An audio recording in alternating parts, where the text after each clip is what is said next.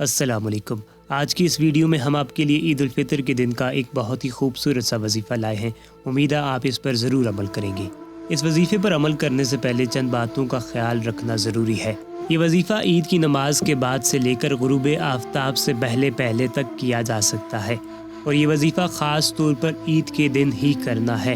اس وظیفے کو جب بھی پڑھا جائے تو کوشش کریں کہ باوضو ہو کے پڑھا جائے، اور اس وظیفے کے اول و آخر درود پاک بھی جائے۔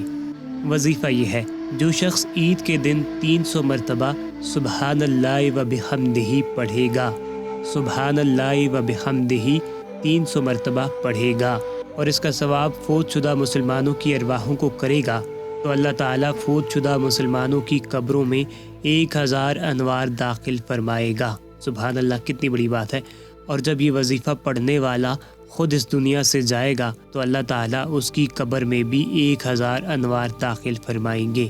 امید ہے آپ اس وظیفے پر ضرور عمل کریں گے اور اپنی اور اپنے پیاروں کی بخشش کا ذریعہ بنیں گے۔ اللہ پاک ہم سب کو اس وظیفے کی خوب برکتیں عطا فرمائے۔ اگر آپ جاننا چاہتے ہیں کہ عید کے دن کیا کرنا چاہیے تو اس ویڈیو پر کلک کر دیں۔